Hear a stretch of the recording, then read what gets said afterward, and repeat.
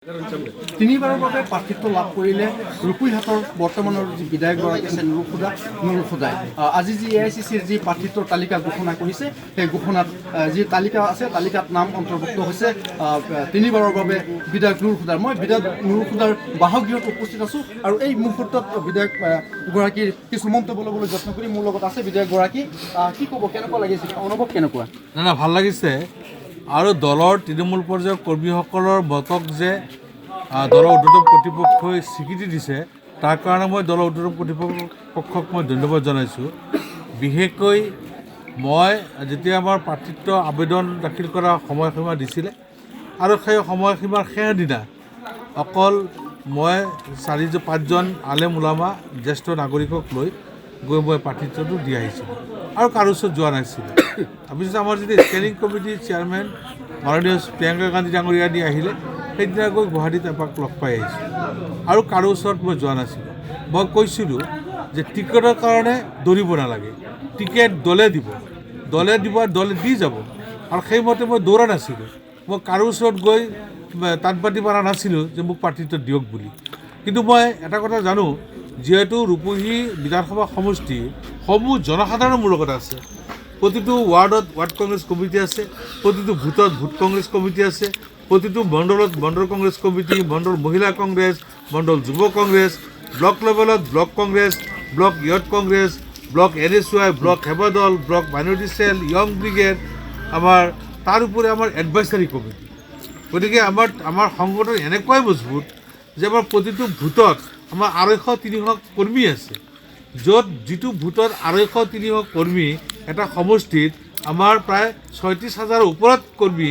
গতিকে মই সেই কৰ্মী আৰু আমাৰ শুভাকাংক্ষী যিসকল মুৰব্বী সকলোৱে মোক পৰিয়ালৰ এজন সদস্য হিচাপে মোক গ্ৰহণ কৰি লৈছে আৰু তাতে মই সন্তুষ্ট আছিলোঁ যে আমাৰ পৰিয়ালৰ দাবী আছিল যে মোক দিব লাগে বুলি, আৰু সেই দাবীৰ প্ৰতি সঁহাৰি জনাই প্ৰদেশ কংগ্ৰেছ অল ইণ্ডিয়া কংগ্ৰেছ কমিটিয়ে মোক প্ৰাৰ্থিত্ব দিয়াৰ কাৰণে মই আমাৰ স্কেনিং কমিটিৰ সন্মানীয় সভানেত্ৰী ছোনিয়া গান্ধী ডাঙৰীয়ানী, আমাৰ প্ৰিয়ংকা গান্ধী ডাঙৰীয়ানী, আমাৰ ৰাহুল গান্ধী ডাঙৰীয়া, মল্লিকাৰ্জুন খাৰ্গে ডাঙৰীয়া, জিতেন সিং ডাঙৰীয়া, গৌৰৱ গগৈ ডাঙৰীয়া, আমাৰ দেৱব্ৰত শইকীয়া ডাঙৰীয়া, আমাৰ প্ৰদ্যুৎ বৰদলৈ ডাঙৰীয়া, ৰকিবুল হুছেইন ডাঙৰীয়া, ৰিপন বৰা ডাঙৰীয়াকে প্ৰমুখ কৰি আমাৰ ঊৰ্ধ্বতম কৰ্তৃপক্ষৰ সকলোকে মই ধন্যবাদ আৰু কৃতজ্ঞতা জ্ঞাপন কৰিছোঁ। আৰু এটা কথা মই জনসাধাৰণক আহ্বান জনাব বিচাৰিছোঁ যে টিকেটৰ কাৰণে দৌৰিব নালাগে, দলে টিকেট লৈ দৌৰিব। গতিকে সংগঠন মজবুত কৰি সকলোৱে যদি কাম কৰে নিশ্চিতভাৱে আগন্তুক দিনত আমাৰ গৌৰৱ গগৈ ডাঙৰীয়াৰ নেতৃত্বত আজি যি 42জনীয়া তালিকা এটা প্ৰকাশ কৰিলে মই তালিকাখন চাইছোঁ আৰু 42জনে জিকি আহিব, দ্বিতীয়খন তালিকাও জিকিব। গতিকে গৌৰৱ গগৈ ডাঙৰীয়াৰ নেতৃত্বত অসমত যে কংগ্ৰেছৰ এখন চৰকাৰ হ'ব সেয়া নিশ্চিত।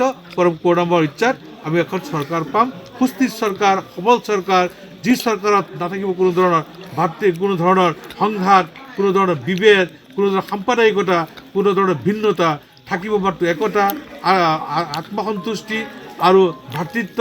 শংকৰ আজান পীৰৰ যি বাণী, সেই বাণী আগত লৈ এখন প্ৰগতিৰ অসম গঢ়াৰ কাৰণে প্ৰচেষ্টা অব্যাহত থাকিব।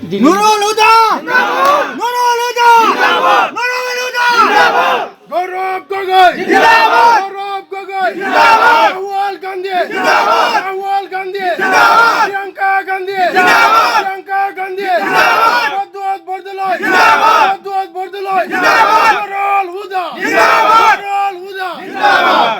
ডিলিমিটেশ্যনৰ পিছত কিছু পৰিৱৰ্তন হৈছে সমষ্টি, আৰু কেনেকুৱা পৰিকল্পনা থাকিব চমুকৈ?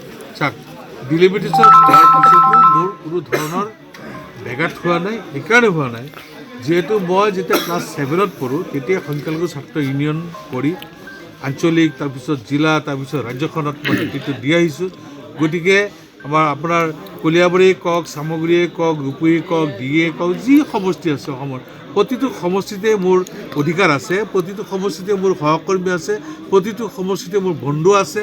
গতিকে সকলোৰে আশীৰ্বাদ শিৰত লৈ মই এইটোৱে কামনা কৰিছোঁ যে ৰূপহী অহা বিধানসভা নিৰ্বাচনত ৰূপহীবাসী ৰাইজে মোক কমপক্ষে 80% ভোটদানেৰে মোক জয়যুক্ত কৰি পঠিয়াব।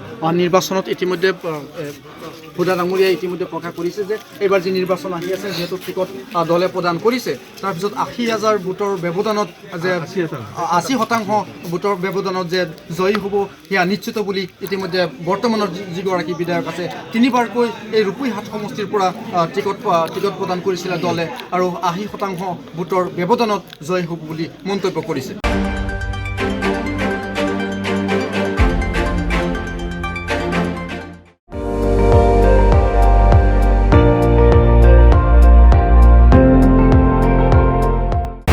আপুনি চাই আছে ND24 সৰ্বশ্ৰেষ্ঠ নহয় সৰ্বোত্তমৰ দৌৰ।